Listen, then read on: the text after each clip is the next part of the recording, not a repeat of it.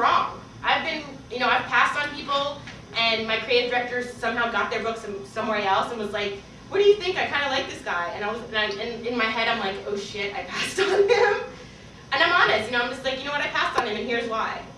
And we have a conversation about it, and sometimes we'll bring that person in, Creative recruiters and managers aren't perfect. We're human beings too. So, but we usually try and line up with getting people in that we think our creative directors want to see. So that's really what we're here for. Yeah, the small place, sorry, I wrote down notes so I don't forget everything.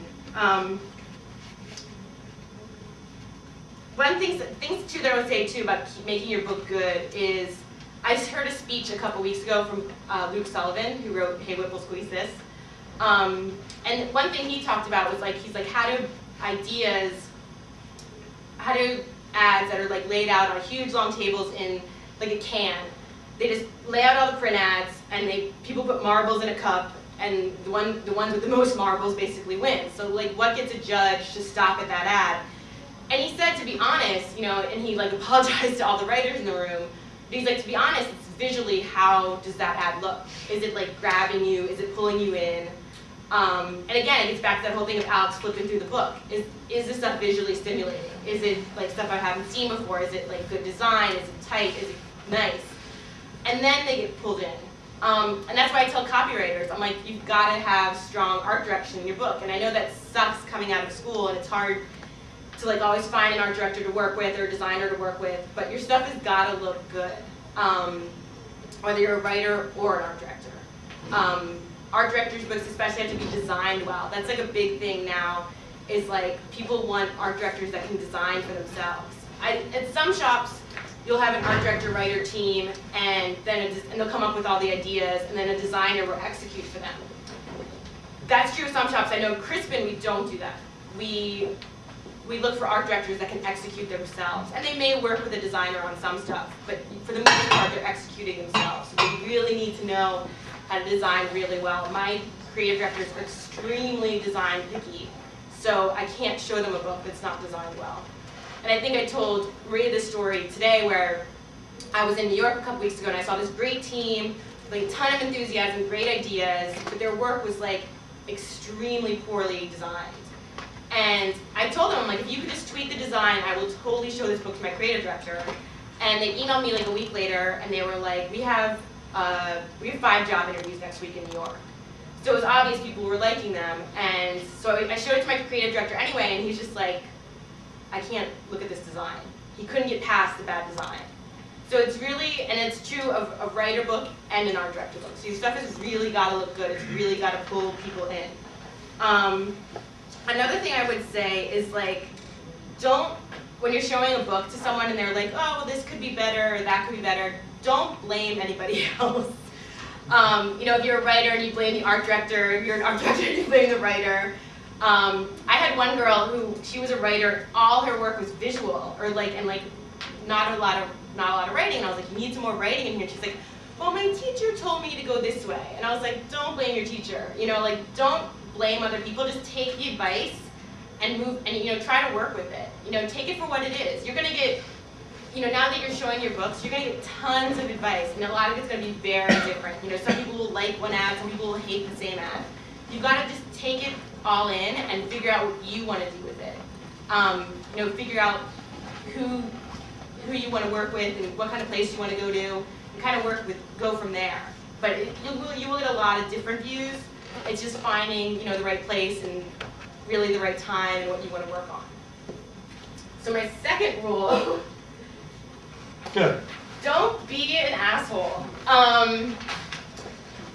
I learned this really early on from someone, and because he told me a story of how he went in for a job interview he was in London, and he was rushed, and he was running a little late, and he was a little short with the secretary, and he was kind of a little bit rude to her. And he got in, and all his interviews went perfect, and he got to the ECD at the end of the day, and the ECD was like, you know what, I love your work, but you were a jerk to my receptionist. He's like, I can't hire you. And he didn't get a job because of it.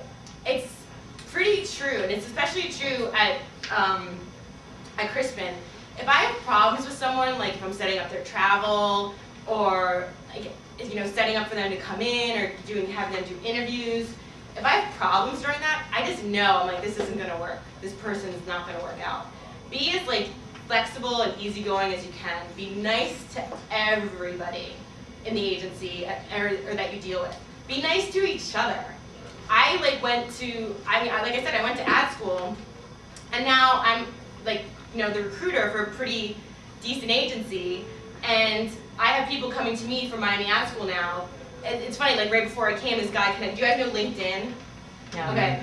I had this guy connect with me on LinkedIn, and I was just like, oh, I remember him. Like, he was a total jerk, and everyone called him a hack. Like, so if he were to come to me for a job, I'm gonna tell like people, Crispin, like, yeah, I went to Miami Ad School with him. Everyone thought he was a hack. I mean, granted, I'm like, that was like 5 years ago, but maybe if his work good, maybe we'll bring him in and we'll see. But especially this industry is small. Like, you will work with people again, you will see them again, they will work at agencies you want to work at. Like, don't burn any bridges. Be nice to everybody. And it's funny, like the receptionist example is especially true. Our receptionist has been there longer than Alex. She's a vice president. Her name, everyone is in love with her. We call her Honey Bunny. She's like everyone's mom. And if anyone, like I've had creative directors turn down speaking engagements because the people who were setting up the speaking engagements were mean to Honey Bunny. Like they will, people respect the people that work with them.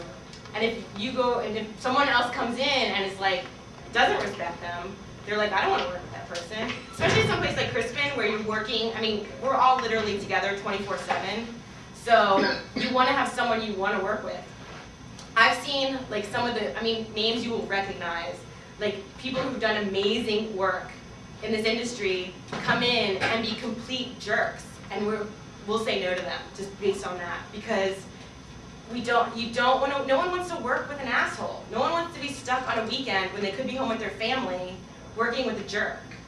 And I've had, like, the funny thing is like Alex Bogusky's like the most insanely best person at weeding people out for that. He will judge someone based, like, he will like look them up and down and be like, you know what, I've had him look at someone and be like, you know what, Barbara, I don't need to meet him, do I? And I'm like, you know what, you don't. He knows right away. He was like really good at judging people. He would, because by the time you get to him, he figures, all right, the work's good, they got to me. He doesn't even, half the time Alex wouldn't even look at the books. He would just talk to people about like who they were, where they came from, just really trying to figure them out. People would walk out of meetings and Alex knew like their whole family like tree line, like Alex knew everything about them. It was really strange. But he was really great about finding people that fit into our culture. And that's, that's why I like to work at Crispin, because we have a really specific creative culture, and it's, I like the people that fit into it. So make sure you're nice to everybody. It's really important. And it can be tough, and I know it can be annoying, like this, and there's a ton of not so great people to deal with in this industry, but make sure like when someone, when your name comes up, someone's like, oh yeah, I went to school with them, or oh yeah, I worked with them, great guy, like super fun, we totally fit in here. That's what you want people to say about you. A couple other examples, these are good. Because I've been talking to a lot of the creatives and telling them I was coming to give this speech, they're all like, they all have their examples and their opinions of like how to get a job and stuff, and